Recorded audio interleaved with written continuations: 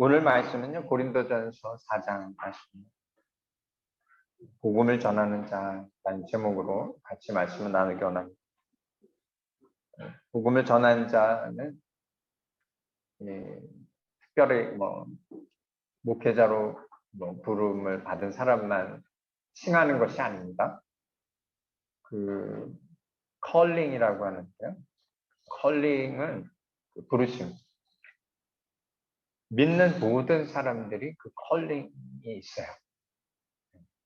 우리 한국 교회는 이제 80년대, 70년대 그 교회 안에 가르침이 학생들이 교회 가면요, 이렇게 가서 목사님 마음에 들면 너는 신학교 가서 목사 돼서 복음 전하는 사람이 되고 또 이렇게 또 돈 잘 벌게 생긴 친구들은 너는 장로가 돼서 교회를 잘 섬겨서 하나님 나라를 세워가라 이렇게 이제 하는데 제 친구 중에 하나가 저희 교회 이제 담임 목사님이 저를 보고 병준이 넌 목회자 된다. 저한테 막 그래. 제 친구한테는 넌 장로가 되라고 그러니까 그 친구가 얘는 왜 목사 되고 저는 왜 장로 되냐고 무슨 차이냐고 이렇게 내가 그 얘기가 기억이 나는데 그렇게 교회에서 이제 듣고 또 막 얘기하고 그런 걸 듣고 자라다 보니까요. 이게 목사와 장로와 또 어떤 평신도와의 어떤 이렇게 어떤 다른 차이점이 있는 것 같은 그런 그 분위기 속에서 자랐어요. 그러니까 이 복음 전하는 자 하면 굉장히 부담스러운 거죠. 다른 그냥 저 말고 이렇게 목회자들 말고 그냥 일반 성도들 그렇지 않아요. 성경은 그렇게 얘기하고 있지 않아요. 하나님께서 각자 다른 은사를 주셨죠. 뭐 가르치는 은사를 갖고 있는 사람, 섬기는 은사를 갖고 있는 사람. 그러나 우리는 다 같이 예수님 안에 한 몸이고 한 지체다. 그게 뭐냐면 예수님의 삶을 그대로 똑같이 우리는 따라가야 한다는 거예요. 근데 예수님의 삶이 뭐냐면 복음을 전하는 삶이었어요. 하나님의 사랑을 전하는 삶이었어요. 복음이 뭐죠? 복음이 뭐죠? 맹성제? 복음이 뭐지? 하나님이 맹성제를 사랑하신다는 거예요. 하나님이 우리 민호를 사랑한다는 거예요. 그래서 예수님을 이 땅에 보내주셨다는 거예요. 그래서 그 예수님이 우리의 죄를 담당해 주셔서 그것을 믿는 사람이 하나님 나라에 간다라는 것이 이게 복음이에요. 우리는 자격이 없는데 하나님께서 우리가 자격 없는 우리를 정말 사랑하셔서 천국에 합당하지 않지만 합당한 자로 내가 너를 받아들이겠다 해서 예수님, 당신의 독생자 예수님을 십자가에 어린 양으로 제물이 되게 하셔서 죽고 부활하셔서 부활의 첫 열매가 되어주시는데 그것을 믿는 자는 죄가 있건 없건 상관없이 하나님의 자녀가 되게 해주시겠다라는 것이 복음이에요. 복음이에요. 할렐루야. 오늘 주일학교 말씀도 사실 이 말씀이었어요.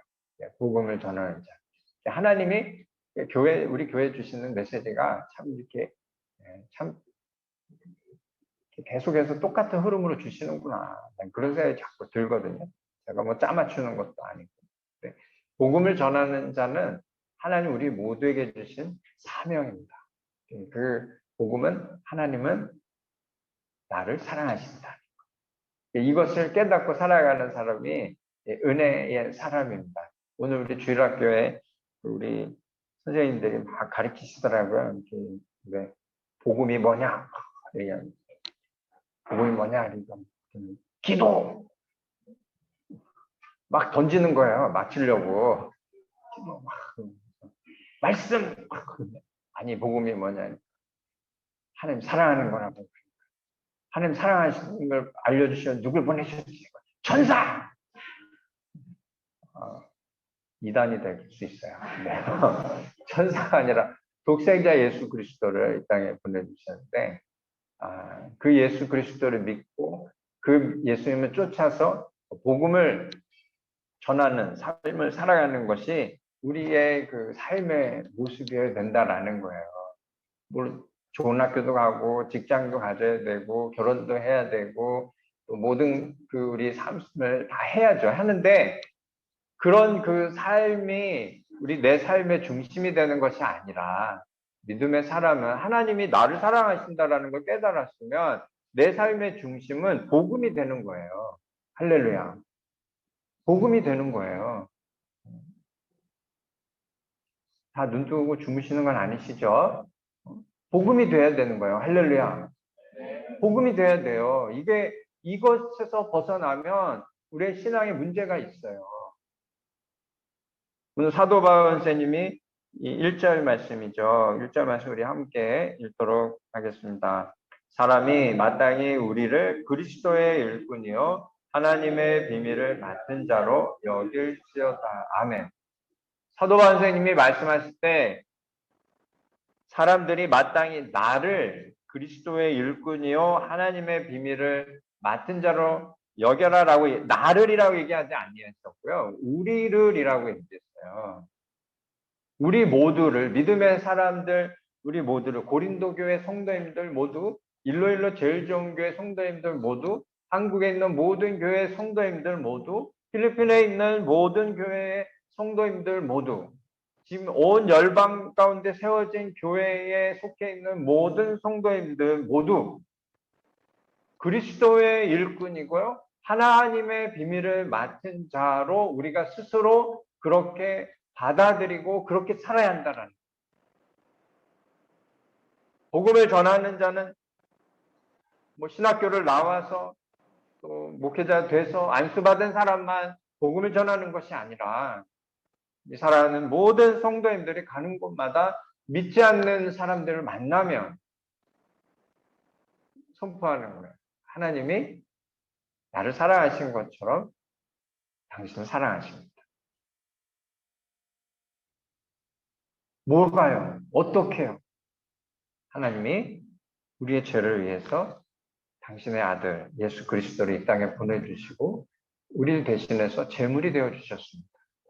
당신이 그걸 믿으면 저와 같이 천국 백성이 됩니다. 이것을 우리가 전하는 자로 살아가야 된다라는 거예요. 할렐루야. 이것이 우리 삶의 가장 중요한 우선순위가 되어야 되고 우리 삶의 중심이 되어야 합니다. 우리 모두에게 그런 은혜가 있으시기를 주님의 이름으로 축복합니다. 19절, 20절 말씀에 보면요. 우리가 아까 읽었지만 사도 바울 선생님이 뭐라 그랬냐면 고린도 교회 성도님들에게 얘기합니다. 교만한 자들의 말이 아니라 오직 그 능력을 알아보겠다. 말이 아니라 난 능력을 보기 원해. 뭐냐면 말로 막 이렇게 하면 하나님의 능력을 가릴 수 있다라는 거예요. 교회는요. 어떤 뭐 유창한 또 멋진 설교 이런 게 아니에요. 하나님의 능력이 나타나야 그것이 진짜 교회예요. 하나님의 다스림이 있어야 진짜 교회입니다. 말보다 우리의 삶 속에서 하나님의 역사가 나타나고 있느냐라는 거예요. 그러니까 하나님의 역사가 나타나려면 어떻게 해야 되겠어요? 하나님과의 친밀한 교제가 있어야죠. 우리 사랑하는 학생들 가운데 삶 속에서도 하나님의 능력이 나타나려면 우리 사랑하는 성도들, 우리 친구들의 삶 속에 기도와 말씀이 항상 있어야 됩니다. 그래야 하나님의 능력이 나타나죠. 내 지혜로, 내 생각으로, 내가 노력한 걸로 절대 그렇게 그것으로는 하나님의 능력이 나타날 수는 없어요. 그 사람이 세상에서 뭐 멋지게 성공할 수는 있을지언정 그것은 자신의 노력으로 된 것이지. 우리 믿음의 사람은 그렇게 살아가는 것이 아니라 하나님의 능력이 나타나는 삶이 되어야 하는 줄로 믿습니다. 14절부터 21절 말씀 우리가 아까 읽었던 이야기는요. 이 사도 바울 선생님이 고린도 교회를 책망하는 말씀이에요. 그래서 오직 너희를 내 사랑하는 자녀같이 권하려 한다 했지만 혼내주고 싶으신 거죠. 뭔가 잘못되고 있는 거예요. 고린도 교회. 그러면서 21절 말씀에 내가 매를 가지고 갈까요? 사랑과 온유한 마음으로 갈까요? 뭐 이런 말씀을 하세요. 어찌 보면 오늘날 우리가 이런 이야기를 사도가 한다 그러면 별로 반갑게 받아들이지 않을 것입니다. 사도 선생님은 정말 이것이 중요한 문제이기 때문에 우리가 이 땅을 살아갈 때에 정말 복음 전하는 자의 삶, 참 그 제자의 삶의 모양이 나타나지 않으면 정말 문제가 된다라는 이건 영원한 생명과 연관되어 있는 모습이에요. 우리가 이 땅을 살아갈 때 정말 하나님의 그 영원한 복을 누리기 원하면 말씀대로 살아야 하는데 그 말씀대로 살아야 하는 인생은 복음을 전하는 자다라는 거예요. 16절, 17절 말씀에 보면요. 사도 선생님이 담대하게 얘기합니다. 너희는 나를 본받는 자가 되라. 나를 본받는 자가 되라. 라고 얘기해요. 뭐냐면 복음을 전하면서 온갖 핍박을 다 받고 있는 자신의 모습을 따르라라고 얘기하고 있어요. 오늘 이 말씀을 통해서 복음을 전하는 삶의 모습, 사도 선생님이 이 고린도 교회를 책망하면서 세상의 것을 쫓아가는 것이 아니라 내 모습을 본받으십시오라고 말씀하셨는데 그 모습은 어떤 모습인가 우리가 같이 나누기 원합니다. 첫째로 복음을 전하는 삶은 오직 하나님을 바라보는 삶이다.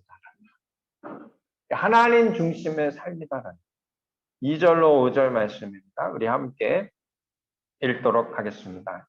그리고 맡은 자들에게 구할 것은 충성이나 너희에게나 다른 사람에게나 판단받는 것이 내게는 매우 작은 일이라. 나도 나를 판단하지 아니하노니 내가 자책할 아무것도 깨닫지 못하나 이로 말미암아 의롭다 함을 얻지 못하노라. 다만 나를 심판하실 이는 주시니라.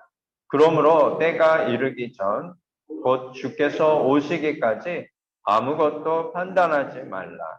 그가 어둠에 감추인 것들을 드러내고 마음의 뜻을 나타내시리니 그때 각 사람에게 하나님으로부터 칭찬이 있으리라.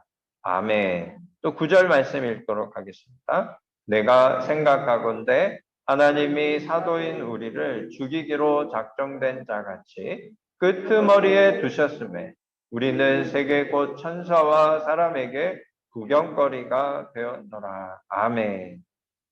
사도 바울님이 사실 이제 6절 이하로 보면 고린도 교회의 좀 복음을 전하는 자의 합당한 모습이 아닌 자신들의 어떤 삶의 중심이 자신이 되어서 오직 자기들을 위해서 살아가는 그런 모습을 비꼬시면서 자신의 모습은 지금 당신들이 볼 때에 나는 정말 이 세상의 끄트머리, 낭떠러지 끝에 지금 서 있는 삶처럼 보이는 것 같지만 그렇지 않다. 내 삶을 좀 바라보라. 뭐 이런 그 삶을 지금 말씀하고 계십니다. 근데 여기 보면 2절로 5절 말씀에 보면요. 겉모양으로 판단하지 마라. 겉모양으로 판단하지 마라. 그런 얘기를 하고요. 감옥에서 핍박받는 자신의 사도 바울의 모습. 그리고 우리가 이 땅을 살아갈 때 믿음의 삶은 십자가의 길을 가야 된다. 그래서 이 충성을 얘기하거든요. 충성. 2절 처음 시작할 때 맡은 자들에게 구할 것은 충성이다라고 말씀하고 계십니다. 근데 이게 충성이 그 영어로 하면 로열티인데 그런 로열티가 아니고요. 성경에서 얘기하는 이 충성은 한국말로는 충성이라고 번역이 되었는데 충성이 아니고요. faithfulness예요. 믿음이에요. 믿음. 우리가 하나님의 그 일을 맡은 자로 살아가는 삶은 하나님이 정말 원하는 믿음이 필요하다는 열심도 중요하지만 믿음이 중요하다. 열심 그냥 뭐 교회에서 봉사는 열심히 할 수 있죠. 최선을 다해서 뭐 잘 할 수도 있어요. 제가 한번 말씀드렸지만 여기 어느 선교사님이 장로님 한 분이 여기 선교하러 오셨다 그래요. 근데 여기저기 이제 선교를 섬기시고 저녁에 식사를 하시면서 식사를 하시다가 갑자기 울먹울먹 거리시더라고요. 왜 무슨 일이 있으세요? 그런 고백을 하시더래요. 자신이 지금 60이 넘게 교회에서 교회 생활을 하고 봉사를 하고 또 장로 직분을 받고 그렇게 살아왔는데 교회 다니는 것이 그렇게 부담되지 않았어요. 교회 다니는 사람들이 좋아서 자신도 뭔가 종교를 가져야 될 것 같아서 교회에 왔고 교회 와서 신앙생활을 했고 또 신앙생활을 하는데 뭐 목사님이 11조를 내라 그래서 11조를 냈고 11조 내는 게 어렵지 않았대요. 자기가 돈을 많이 벌어도 11조 내는 것이 전혀 부담되지 않았고 뭐 그렇게 교회 생활을 열심히 했어요. 다른 사람들이 보기에는 전혀 아무 문제 없는 신앙인으로 그렇게 교회 생활을 해서 집사 직분을 받고 안수 집사가 되고 또 때가 되니까 장로 직분도 받았는데 자신의 마음속에 신앙은 없었다라는 거예요. 장로 직분까지 받았는데 하나님 만나지 못했다. 근데 나이가 60이 넘어서 어느 순간 말씀을 읽는데 눈물이 막 나기 시작하면서 하나님이 살아계신 것을 깨닫기 시작해요. 그러면서 교회 생활하는 그전에도 잘했지만 이제는 더 다른 모습의 자신의 모습이 변하는 것을 보기 시작해요. 자기가 열심이 아니라 하나님의 인도하심을 깨닫기 시작을 하고 이 모든 것이 하나님의 은혜라는 것을 깨닫기 시작해요. 그러면서 그분이 그런 고백을 하셨대요. 이것을 좀 더 일찍 깨달았다면 좋았을 텐데. 너무 늦게 깨달았다.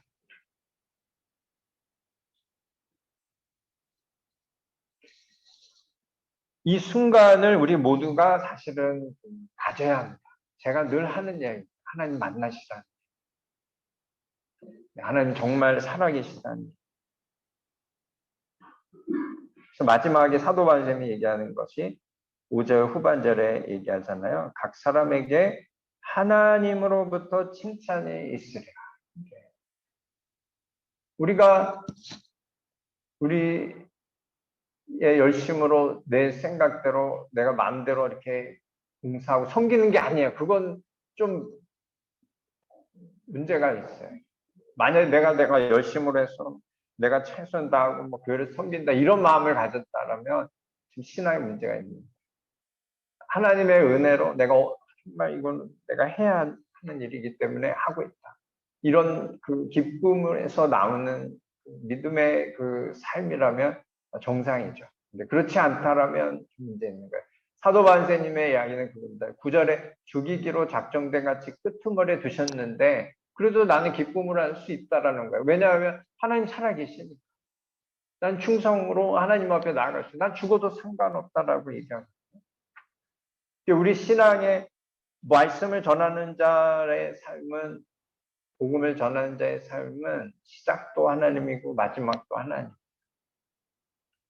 그래서 어떤 환경과 어떤 사람과 여러 모든 일들이 우리 주변 가운데 있는데 그것이 내 인생을 흔들지 못해요. 복음 전하는 것이 기뻐요. 왜냐하면 이미 하나님의 은혜를 내가 알고 깨닫고 살아가는 인생이죠. 사도 바울님은 바로 그 말씀을 하고 계시는 것입니다. 사랑하는 성도님들의 삶이 이 하나님을 진실로 깊이 깨달아서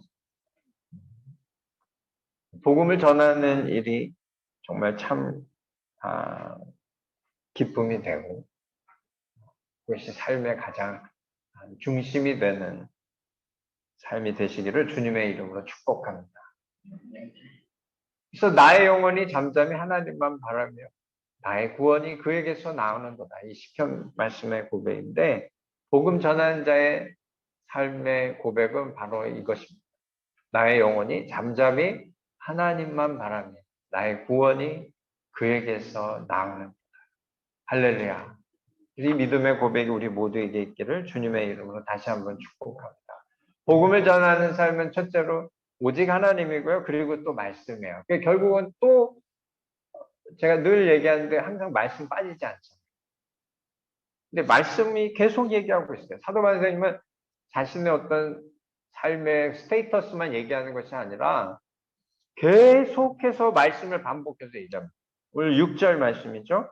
우리 함께 읽도록 하겠습니다. 형제들아 내가 너희를 위하여 이 일에 나와 아볼로를 들어서 본을 보였으니 이는 너희로 하여금 기록된 말씀 밖으로 넘어가지 말라 하는 것을 우리에게서 배워 서로 대적하여 교만한 마음을 가지지 말게 하려 함이라. 아멘. 참 이 말씀이요 너무 재밌어요. 기록된 말씀 밖으로 넘어가지 마라. 하나님이 주신 그 말씀이 있는데 하나님 주신 말씀에 그 말씀만으로도 우리가 정말 이게 충분한데 그 말씀을 넘어가는 사람들이 있어요. 우리 교회도요 참 그런 실수들을 해왔습니다. 이게 교리들이 있잖아요. 교리들. 이 교리가 다가 아니거든요. 그래서 말씀에서 교리를 만들었다는데 그것이 잘못된 교리도 있을 수 있거든요. 요즘 젊은 신학자들이 하는 이야기가 한국 교회는 너무 교리에 지금 픽스업이 돼서 말씀이 나오는 그 새로운 은혜를 얘기하기가 참 어려운 분위기가 됐어요. 근데 이단들의 특징이 뭡니까? 이단들의 특징은 자신들만의 또 경전이 따로 있어요. 안타까운 일이에요. 말씀도 우리가 읽어서 평생 말씀을 배워도 그 비밀을 다 알 수가 없는데 왜 다른 걸 또 자꾸 하는지 모르겠어요. 오늘 말씀에 보면 기록된 말씀 밖으로 넘어가지 말라 그랬어요. 왜냐하면 대적하고 교만한 마음을 가지면 안 되기 때문에. 하나님 말씀을 가지고 우리가 살아도 참 이거 평생 공부해도 참 이게 모자른데 시간이 다른 또 말씀들을 가져와서 이렇게 하면 그러니까 이단하고 교회하고 항상 이렇게 부딪히잖아요. 말씀 앞에 겸손히 나와야 되는데 말씀이 이렇게 얘기해도요. 그 말씀을 받아들이지 않아요. 그 하나님이 뭐라 하시겠어요? 참 답답하다 생각하지 않으시겠어요? 말씀 밖으로 나아가면 사실 이게 생명과 연관되어 있어요. 말씀은 예수 그리스도십니다. 우리가 이 그리스도 안에 거해야 되는데 그 말씀 밖으로 자꾸 나가려고 하면 문제가 되는 거죠. 제가 여러 번 간증했지만 여호와의 증인 말이에요. 여호와의 증인들은 저는 그분들 잘 모르는데 그분들 저를 아셔요. 이름만 얘기하면 다 아시더라고요. 여기 지금 일로일로에 계신 분들. 처음 제가 왔을 때 이 여호와의 증인들이 여기 전도하러 막 다니다가 우리 교회인지도 모르고 들어왔다가 저랑 얘기한 사건. 한국 사람이니까 뭐 제가 친절하게 커피도 주고 막 이렇게 앉았어요. 얘기를 하는데 자기들 얘기를 하는 거죠. 제가 예수 믿냐, 예수 믿는다고, 말씀 믿냐, 말씀 믿는다고. 성경이 정말 진리인 걸 아냐고 믿는데. 근데 내가 볼 때 성경대로 여호와의 증인 아닌 것 같은데, 아니래. 그럼 천국이 어떻게 되냐? 천국은 하늘나라에 있고, 지금 이 땅 어떻게 되냐? 성경은 이 땅에 없어진다 생각하는데, 왜 어떻게 생각하냐? 이 땅 파라다이스 같은데. 지옥은 없대는 거예요. 지옥이 없다라는 게 맞아요? 성경에 지옥이 있다 얘기하죠. 그래서 제가 얘기했잖아요. 그런 말씀을 읽고 당신도 믿고 나도 말씀 믿으니까 말씀을 읽고 내가 틀리면 내가 여호와의 증인이 되고 당신이 틀리면 크리스찬이 되는 좋다는 거야. 굿아이디어. 그래서 말씀을 착 읽는데 로마서를 제가 읽기로 해요. 착 읽는데 거기 보면 거기에 이터널 톤먼이 영원한 형벌 이런 게 계속 나오잖아요. 이거 뭐냐? 이터널 톤 영원한 형벌. 좀 높은 사람이 왔었던 것 같아요. 그 사람 얼굴이 빨개져요. 화는 못 내고. 이제 문제가 생겼죠. 한 7명이 들어왔는데 이 사람들 다 크리스찬이 돼야 돼. 틀렸잖아요, 자기들이. 회개하고 교회로 가야 되는데 자기들이 오늘 좀 시간이 없어서 가야 되겠다. 다음에 다시 만나죠. 꼭 만나죠. 만나게 뭘 만나요? 안 와요, 우리 교회로. 저만 보면 삥 돌아 도망가고. 왜 그렇습니까? 말씀을 인정하지 않는 거예요. 자신들의 갖고 있는 교리에 갇혀있는 하나님 앞에 교만한 거. 우리가 그래서는 안 됩니다. 교회도 마찬가지예요. 우리도 말씀 밖으로 넘어가면 우리도 이단이 되는 거예요. 항상 우리는 겸손해야 돼요.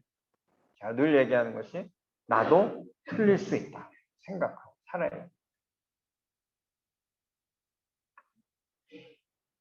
요한복음 3장 16절 이 말씀이 사실 교회 성경의 핵심이잖아요. 함께 읽겠습니다. 하나님이 세상을 이처럼 사랑하사 독생자를 주셨으니 이는 그를 믿는 자마다 멸망하지 않고 영생을 얻게 하려 하십니다. 아멘. 이 복음 안에 우리가 거해야 합니다. 오직 그리스도의 은혜로 우리가 하나님의 백성이 되고 하나님의 자녀가 돼서 복음 전하는 자로 살아간다라는 것을 믿으시기를 주님의 이름으로 축복합니다. 그리고 복음을 전하는 삶은 오직 하나님, 오직 말씀, 그리고 하나님 나라를 향해 가는 백성. 하나님 나라를 향해 가는 백성. 할렐루야. 우리는 이 땅에 뿌리를 내리고 죽도록 여기서 사는 게 아니에요. 모두가 다 죽어서 결국은 우리의 마지막 종착역은 하나님 나라예요. 할렐루야. 이 땅에 살아야 할 때 천국 소망을 가지고 살아야 돼. 한 걸음 한 걸음 천국을 향해 가는 백성이 복음 전하는 삶입니다. 7절로 13절 말씀이에요. 우리 함께 읽도록 하겠습니다. 누가 너를 남달리 구별하였느냐? 내게 있는 것 중에 받지 아니한 것이 무엇이냐? 내가 받았은즉 어찌하여 받지 아니한 것 같이 자랑하느냐? 너희가 이미 배부르며 이미 풍성하며 우리 없이도 왕이 되었도다. 우리가 너희와 함께 왕노릇하기 위하여 참으로 너희가 왕이 되기를 원하노라. 내가 생각하건대 하나님이 사도인 우리를 죽이기로 작정된 자같이 끄트머리에 두셨으며 우리는 세계 곧 천사와 사람에게 구경거리가 되었더라. 우리는 그리스도 때문에 어리석으나 너희는 그리스도 안에서 지혜롭고 우리는 약하나 너희는 강하고 너희는 존귀하나 우리는 비천하여 바로 이 시간까지 우리가 줄이고 목마르며 헐벗고 매맞으며 정처가 없고 또 수고하여 친히 손으로 일을 하며 모욕을 당한 즉 축복하고 박해를 받은 즉 참고 비방을 받은 즉 번면하니 우리가 지금까지 세상의 더러운 것과 만물의 찌꺼기 같이 되었도다. 아멘. 사도 바울님의 본인의 삶의 고백 그리고 당신과 함께하는 그 제자들의 삶이 이 13절 끄트머리에 얘기하는 것이 우리의 삶이 정말 세상에 더러운 것, 만물의 찌꺼기 같이 되었다라고 얘기하고 있어요. 근데 이것이 잘못됐냐라는 거예요? 아니라는 거죠. 사도 바울은. 이런 나의 모습을 본받으라고 말씀하시거든요. 왜냐하면 우리의 삶이 이 땅이 아니기 때문입니다. 저 하늘나라이기 때문에 그렇습니다. 이 땅에서의 고난, 이 땅에서의 핍박 있을 수 있다라는 거죠. 무조건 뭐 핍박받고 고난받으라는 이야기가 아니라 정말 복음 전하는 자의 삶의 모양이 우리 삶 가운데 나오냐라는 거예요. 고린도 교회 성도들의 삶을 사도 바울님은 굉장히 기뻐하지 않으셨어요. 그래서 8절 말씀에 보면요. 너희가 이미 배불렀다. 이미 풍성하고 우리 없이도 왕이 되었구나 라고 얘기합니다. 이 땅에서의 부요함, 이 땅에서의 건강함, 또 이 땅의 모든 것들을 누리고 살아가는 삶. 그것이 나쁘다라는 것이 아니라 그것이 우리 삶의 중심이 되고 있다면 문제라는 거죠. 이미 배부르고 이미 풍성하고 그게 아니라 8절 후반절에 보면 너희와 함께 왕노릇하기 위하여 참으로 너희가 왕이 되기를 원한다. 이게 뭐냐면 참 왕의 자녀가 되죠. 하나님 나라의 백성이 되어야 하는데 왜 이 땅에서 이 땅의 것을 누리고 살아가는 세상의 왕처럼 살아가려고 하고 있습니까? 그 이야기를 사도반 선생님이 하고 계십니다. 이게 우리 삶의 그 딜레마잖아요. 믿음 생활하고 있는 우리 모든 믿음의 사람들의 좀 헷갈리게 하는 거죠. 왜 우리가 힘들게 살아야 힘들게 살라는 얘기가 아니에요. 뭐 다 버리고 살라는 얘기가 아니에요.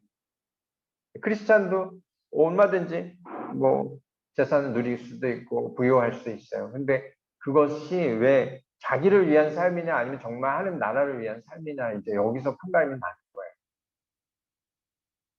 깨끗한 부자 되십시오. 할렐루야. 거룩한 부자 되십시오.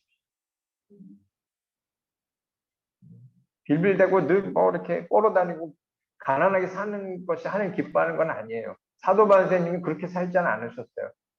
어디 가서 뭐 이렇게 손 벌리고 뭐 비굴하게 도와달라고 이렇게 하시는 분이 아니에요. 당당하게 자기가 일하면서 복음을 전하고 당당하게 하나님의 나라를 위해서 삶을 드렸던 삶입니다. 우리가 일단 살아갈 때 성실해야 돼. 일도 열심히 해야 되고 또 하나님 주신 이 땅의 기름진 목도 누려야 됩니다. 근데 그 누린 가운데 정말 그것을 나만 위해서 살아간다면 세상 사람들하고 차이가 없잖아요. 복음을 전하는 사람은 나를 위해서 그 모든 물질을 사용하는 게 아니에요. 하나님 나라를 위해서 하나님 주신 것을 드리고 삶을 드리고 살아가는 것이 하나님의 자녀입니다. 왜냐하면 우리의 삶의 종착역은 저 하늘나라이기 때문에 그렇습니다. 제가 요즘은 뭐 팬데믹 때문에 신학교 강의를 못 나가는데 신학교 강의 가면 재밌는 친구들이 많아요. 그 학생들 나름 그래도 동네에서 헌신하고 와서 신학 공부를 한다고 그러는데 가끔 보면 아닌 학생들도 있는 것 같아요. 신학교 오면 먹여주지, 입혀주지, 재워주지 하니까 공부도 시켜주고 막 이러니까 와서 그냥 이렇게. 제가 와서 말씀을 이렇게 전하고 뭐 하면, 예, 저는 뭐 다른 거 아니라 이 말씀 그대로 이렇게 전하거든요. 그러면 지금들도 헷갈리는 거예요. 부자 돼야 된다. 뭐 이런 생각을. 또 목사님들을 보면, 한국 목사님들을 보면 다 부자같이 보이잖아요. 저 가면 꼭 항상 차 타고 가니까. 저 목사님 차도 있다. 내 것도 아닌데. 근데 신학교 학생한테 제가 물어보면 너 앞으로 어떤 삶을 살고 싶냐고 이런 물어보면 뭐 복음 전도자 되고 선교사 되고 뭐 이런 뭐 얘기만 하는 게 아니라 어떤 학생이 뭐라 했냐면 자기는 큰 부자 되고 싶다. 그래서 제가 근데 여기 왜 왔냐고. 큰 부자 되고 싶으면 비즈니스를 공부해서 비즈니스 사업을 해야지. 신학은 왜 공부하고 하냐. 내가 그렇게 질문할 줄 몰랐죠. 깜짝 놀랐네. 목사가 되려면 물질의 욕심을 버려야 되는데 목표가 부자 돼서는 안 된다. 내가 얘기를 하니까 얼굴이 시뻘개져요. 그 다음부터 안 들어오는 것들은. 그것이 목사에게만 해당되는 이야기다. 아닙니다. 복음을 전하는 자로 부르심을 받은 하나님의 백성들은 목표가 부자 돼서는 안 돼요. 삶의 과정 속에 우리가 성실하게 살아서 돈을 잘 벌 수는 있어요. 근데 그것이 우리 삶의 목적이 돼서는 안 돼요. 저 하늘나라 돼. 하나님의 왕의 자녀. 왕의 자녀가 되셔야 돼요. 할렐루야. 요한계시록 3장 17절 말씀에 라우디게아 교회를 책망하는 말씀인데요. 함께 읽도록 하겠습니다. 네가 말하기를 시작. 내가 말하기를 나는 부자라 부요하여 부족한 것이 없다. 내 공고한 것과 가련한 것과 가난한 것과 눈먼 것과 벌거벗은 것을 알지 못하는도다. 아멘. 라우디게아 교회의 그쪽에 유명했던 것이 이 병원인 의사 선생님들이 많았고 특별히 이 눈 관련 의사 선생님들이 많았대요. 그러니까 이 눈먼 것 이런 얘기하는 것이 그런 것이. 근데 그렇게 사업을 하고 또 의사 선생님을 하고 하니까 부요한 거죠. 근데 그 교회를 책망할 때 뭐라면 너희가 나는 부자다 부요하여 부족한 것이 없다는데 내 보니 너희들의 삶은 진짜 가난하기 짝이 없지. 돈이 많다고 하나님 보시기에 부자가 아니라 돈을 갖고 있지 않아도 하나님을 소유하고 하나님 백성, 하나님 나라에 속해 있는 사람, 그 사람이 진짜 부자인 거예요. 그러면서 18절 말씀 제가 여기에는 안 올렸는데 이 18절 말씀에 하나님께서 권고하는 말씀 뭐냐면 불로 연단한 금을 사서 그런 얘기합니다. 그냥 금을 갖는 게 아니라 불로 연단한 금을 사라. 그래서 부유하게 되라. 흰옷을 사라. 좋은 화려한 옷을 사는 게 아니라 흰옷을 사서 입어서 벌거벗은 수치를 덮어라. 그리고 안약을 사서 눈에 발라라. 그런 얘기입니다. 이게 뭐냐면 영적인 부요함을 가지라는 거죠. 그리스도를 옷 입으라는 거예요. 세상의 사치로 옷 입는 것이 아니라 흰옷을 사라. 안약을 사라. 영의 눈이 띄어져라. 근데 이걸 다 사라고 합니다. 근데 어디서 사냐? Buy from me라고 합니다. 하나님께서 나에게서 사라고 해요.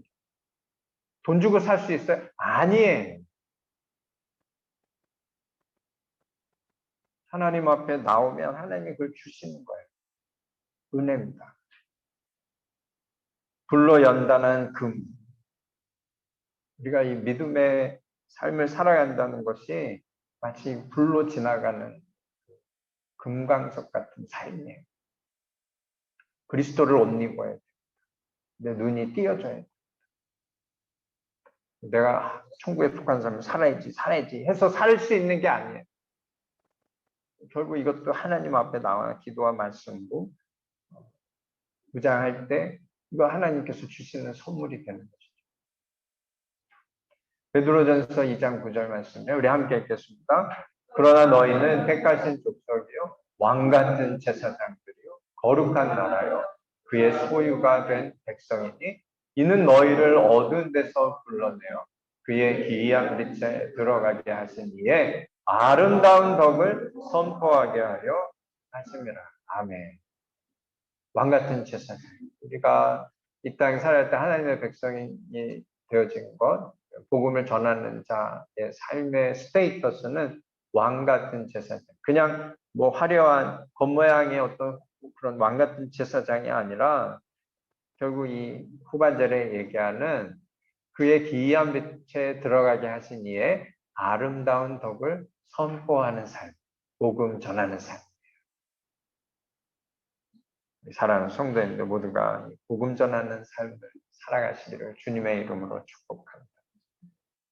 시편 34편 9절 말씀 우리 함께 읽겠습니다.